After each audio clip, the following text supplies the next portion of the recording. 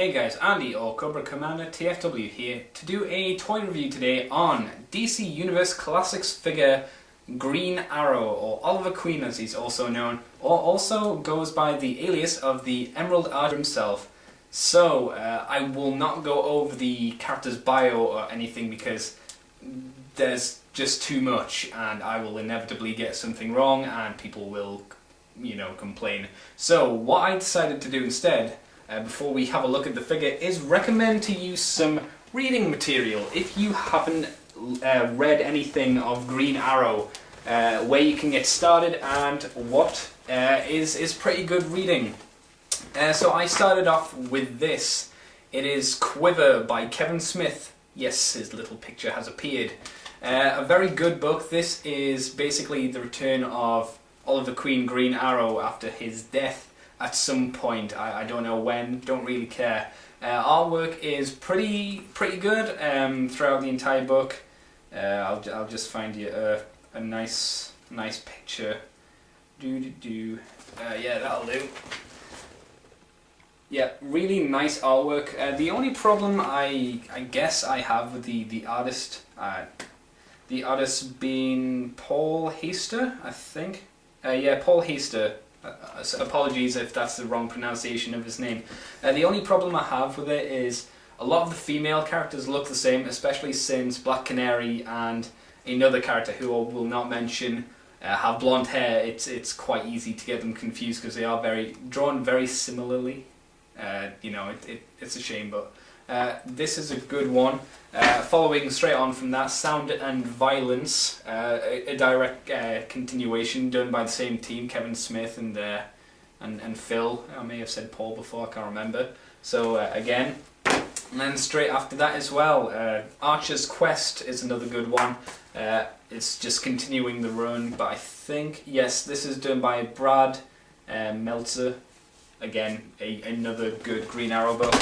And this, which I haven't read yet but really want to, is the Green Arrow and Black Canary The Wedding album. Now these ones that I've been talking about so far are not up to date on Green Arrow, but this is done in kind of two parts. You have the special, which was the Wedding of Green Arrow and Black Canary, and then you move on to the Green Arrow Black Canary series. I prefer the art in the Green Arrow Black Canary series, as I try and find something. You get a lot more interesting artwork, and I just prefer the way they've been drawn generally, rather than let's find something that's not too spoilerish. Yeah, that'll do. Yeah, you get, again, some nice double page spready goodness. So there's your reading material. If you don't know who the Green Arrow is, or Oliver Queen, you can check them out, or alternatively you can go and watch Justice League Unlimited. If you have not done so already, you are a bad person, because that is a fantastic cartoon. You get introduced to Green Arrow there, and he's not in a lot of episodes, but if you want a rundown of the character and just a feel for him, that's another great way to find your Oliver Queen, and also the voice actor that does him. Once you hear that voice, you will always think of him as Green Arrow. So, with that out of the way, apologies for the yapper, on to the toy itself. Okay, so here we are with the Green Arrow figure, or Oliver Queen as he's also known. But before we actually have a look at this guy, I want to talk about the background here, because the background is actually the card's backing, and is really nice. So we'll just move Mr. Queen off to the side then, have a very quick look at the card backing here, because I really appreciate the time and effort that the artist of this went over, because we've got Guardian here, we've got Deadshot, Wildcat, Black Adam, Black Canary, Mantis, that dude, I don't know, I don't care that much, and Oliver Queen, of course, Green Arrow himself. And as you can tell, a lot of effort has been put into this, and it really does help give the sense of the comic book feel to this, and I really do appreciate this. I think it looks so good. Of course you can see where I've cut around very badly with a knife. And of course the reason for each of those characters there on the front is because they're all part of this series, which is Does it tell me on the thing? No, it doesn't tell me which series it's from, but I'm sure if you look online you'll find out. Oh yeah, it is Mantis. Like I say, I don't care. He's a Superman guy and I'm not a Superman fan. Sorry, Dave. But yes, you get all the nice shots of these guys, and you get to see what they come with, and unfortunately only these two seem to come with really accessories. Black Adam comes with a bit, but we won't talk about that. I'm just waffling at the moment. You also get to see the builder figure at the top there, which is of course Chemo or Chemo or whatever, and each of these of course say what they come with, and as you can see we'll talk about what he comes with in a little bit. Now, one really nice little feature that they've added to the card here is a biography, and you've also got the card art there as well. But the biography is really nicely done. I'd say it's a very brief description of the Green Arrow, but it kind of encapsulates who he is, which is good. And of course at the bottom here we have statistics, where he first appeared, which I thought was really interesting. It's near where, not really when I was born, but the month of my birth anyway, so think of that anyway. You've got the occupation. Yeah, it's wobbling around because I'm holding it, so forgive me. And his skills and abilities. So I really do like this idea that they've done, because they've continued it throughout the entire series. All of these card backings are like this, so I just thought it was a nice little inclusion that they did. But you're not really here for me to talk about card backings. You're here for me to talk about this guy, the figure himself. So let's get down to business and have a talk about him, I suppose.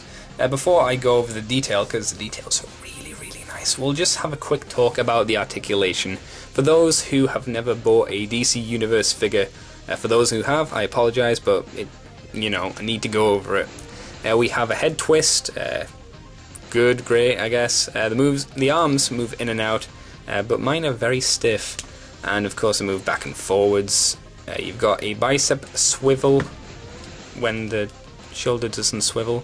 Elbow can bend, the wrist can also rotate all the way around, and a nice little feature about the Green Arrows is his wrist bends, which really helps with the whole archery posing and stuff, because if he didn't have that, he couldn't do a lot of stuff with him, or as much. He also has the ab crunch, the waist swivel, the legs move back and forward and back, I should say, bend at the knee, bend at the ankle. They also swivel at the thigh here, which I'll get onto in a minute, and they also go in and out, which again I will get onto and talk about. So you get a really good amount of articulation with this guy, and you can have a lot of fun with him. Just putting in poses and stuff and saying, hey fat cats, I'm gonna beat the snot out of you and give back to the little guy, help the kids on the street and whatnot. So now, why do I want to talk about the other joints? Well, that's simple. Because the fact is, the people that made the DC Universe figures are Mattel, and they also make another line of figures, which I'm sure some people may be aware of. Yes, that's right, they also make the Masters of the Universe classic figures. And why do I want to bring this up? Well, as I mentioned before, the leg joints I'm not desperately pleased with for the most part. Compared to the ones on the Masters of the Universe, we have the legs going in and out really nicely, as we do on both figures. However, this one, it just doesn't break up the figure quite as much as the DC Universe one does. As you can see, you move the leg out on this one, and there's no gaps, there's no break in the figure itself. However, as we pull Beastman off to the side because he has a tendency of falling over, when you move the legs in and out of this guy, you've got big gaps here in the figure itself, and it really breaks up the flow, the look of the figure, which I'm not a great fan of. I wish they could have encapsulated more of the Masters of the Universe leg joints.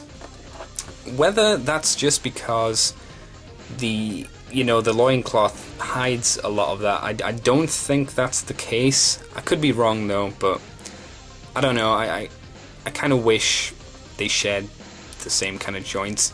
Also, the fact that the swivel joint for the thigh is at the top of the leg here, again, doesn't break up the thigh at all. However, the DC Universe one is right here, right next to the knee. So when you twist, it breaks up the muscle look here, and it just looks really untidy and really bad. I'm sorry, it's not a joint that I think they crafted very well. They should have put it at the top of the leg, because there's no reason why you couldn't have had it nearer the top. But that's just because of this joint. If they changed that joint, then that joint wouldn't need to be there. And that, it's a real shame.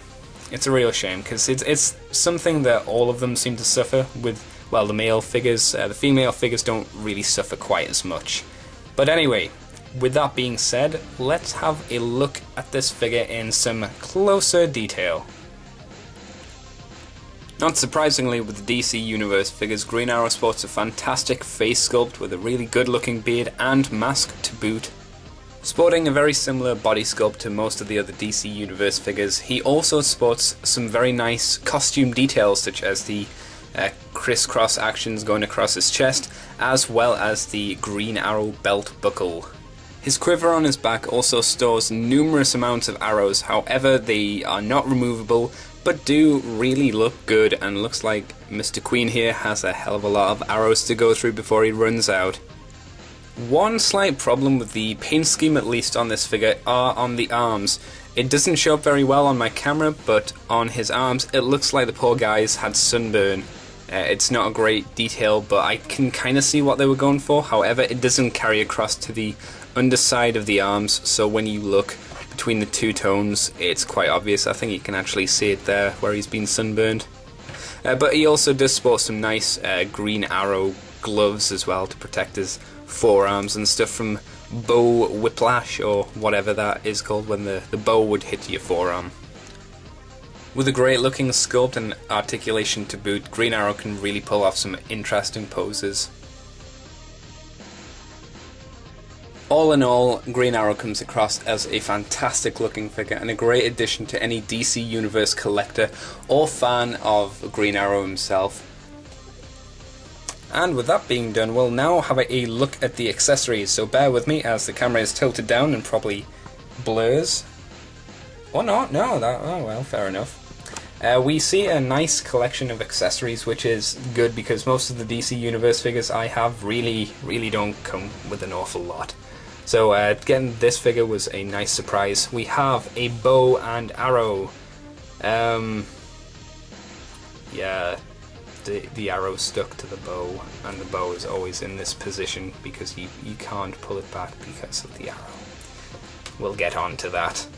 We have the classic boxing glove arrow with really awesome detail. We've even got the strings painted on here, which is great. I love it. I love the boxing glove arrow. It's one of my favoured Green Arrow ones. We've also got detail on the feathers or tip, quill, I don't know, this bit of the arrow.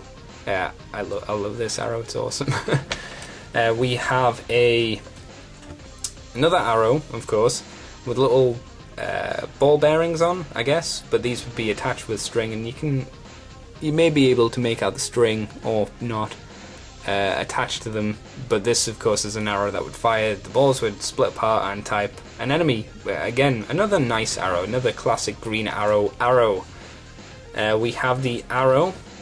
I don't know what kind this one is, but it's very similar to the one attached to the bow, with these little rounded parts on the top coloured silver and whatnot. I'll be honest, I don't know what kind of arrow this one is, so forgive me. But we then have this one, which looks like a standard arrow, but it's not, because if we zoom in, and hopefully you'll be able to see, yes, we have a clock or timer ticking down on there, so it's obviously an explosive arrow. I like this arrow a lot. I wish you got at least one normal kind of arrow, but I will be happy enough with this as my normal kind of arrow. So, why did I want to talk more about the bow?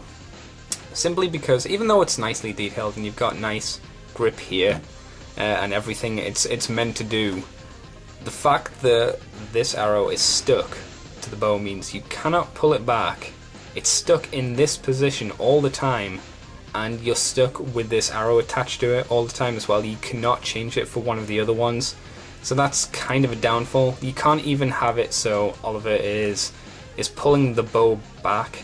It's all, like I say, always stuck in this position, and it's a real shame. I really wish they hadn't done that. I don't really know why they did. I assume it's because maybe they had problems figuring out a way to have an arrow on the bow and have the character hold the bow and the arrow at the same time. I don't know. It's just a little failing on their part.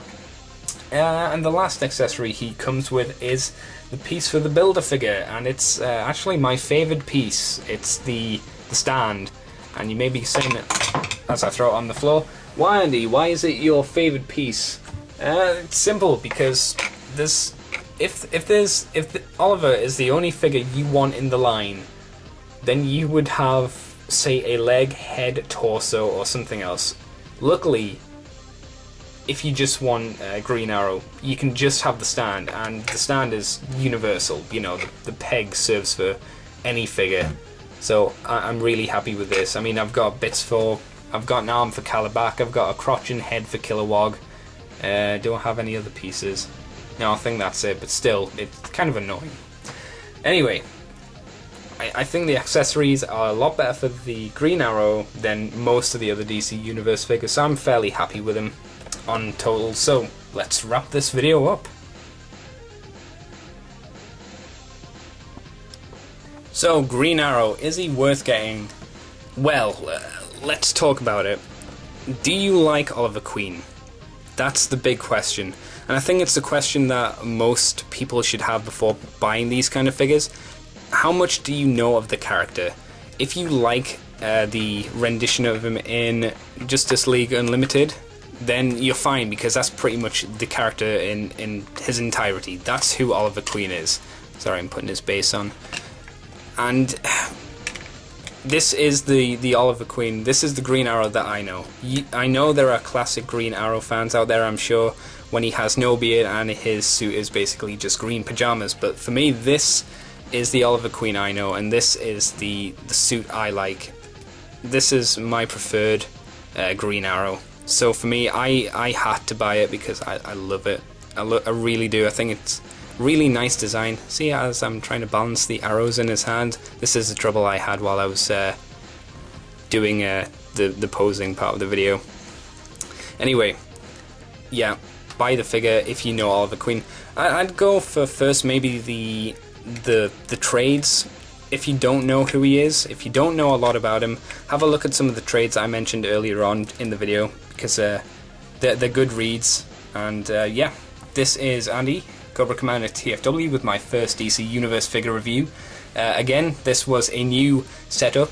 I need to buy a new light just to get some more light on this side. But hopefully this was a bit more interesting and looked better than my last video. Anyway, thank you guys for watching. Please leave your comments if you want me to continue doing some DC Universe figures, and I will see you next time for something else, I guess.